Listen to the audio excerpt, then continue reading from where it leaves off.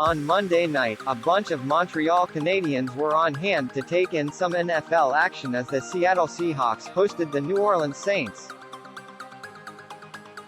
It was a nice way to kick off a 4-game Pacific Coast road swing for a squad that was finally smiling after leaving home on the high of a 6-1 victory over the Detroit Red Wings. Halfway through their game with the Seattle Kraken, though, the 1,000-yard stairs were back. The Canadiens fell to 1-6-0 on the season, following a 5-1 loss to the Kraken on Tuesday night.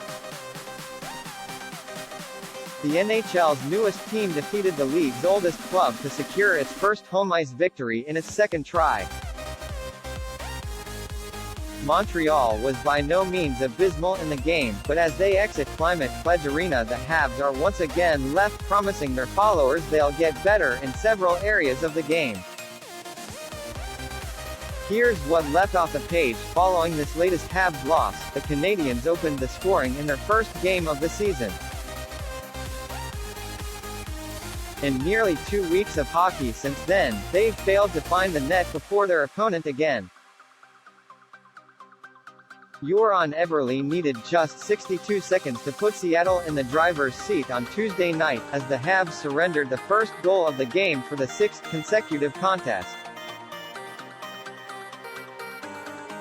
In 7 opening frames this year, Montreal has surrendered 9 goals and scored 4.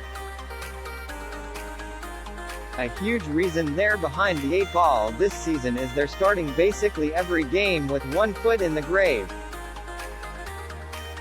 In the first period, Mike Hoffman sent a backhand pass to a wide-open Brendan Gallagher, who couldn't elevate his one-timer over the outstretched toe of Kraken goalie Philip Grubauer. In the second stanza, Gallagher chugged in with big defenseman Ben Sherratt on a 2-on-0. Sherratt put the puck on Gallagher's blade and the right winger, gifted a chance to pull his team within 2 goals with half a game to go, failed to even get a shot on goal. That about sums up how the Canadiens' offense has operated this season. The list of Habs still in search of their first goal includes, but is not limited to, Gallagher, Cole Caulfield, Nick Suzuki and Jeff Petry. That's how a team ends up scoring 1 or fewer goals in 6 of 7 outings. After netting power play markers in their past 2 games, the Canadiens once again looked disjointed on the man advantage. During a first-period power play, Montreal twice cleared the puck on behalf of the short-handed Kraken when passes from Jonathan Drouin indented for point man Sami Niku were beyond the reach of the defenseman and slid out of the attacking zone. After giving up the early goal to Eberle, the Canadiens actually settled in quickly. When Hoffman tied the game just past the halfway point of the first, it appeared as though it might be a good night for the visitors. Montreal was back on the attack a few shifts later when Drouin hit a streaking Niku with a pass inside the Kraken zone. Instead of getting a shot on net from the top of the circle, though, Niku fired into shin pads and the play veered back the other way, resulting in what proved to be the game-winning goal from Brandon Tanev. From there, the Canadiens' turnovers only got worse. Yanni Gourde scored on a 2-on-1 that started when the Canadiens coughed the puck up just inside the Kraken blue, and Tanev's second of the night came after Montreal couldn't complete a line change and he found himself in all alone on Jake Allen. The Habs saved the most egregious gaffe for the third, though, as Alexander Romanov tried to whip a backhand pass across the offensive blue line to partner David Savard.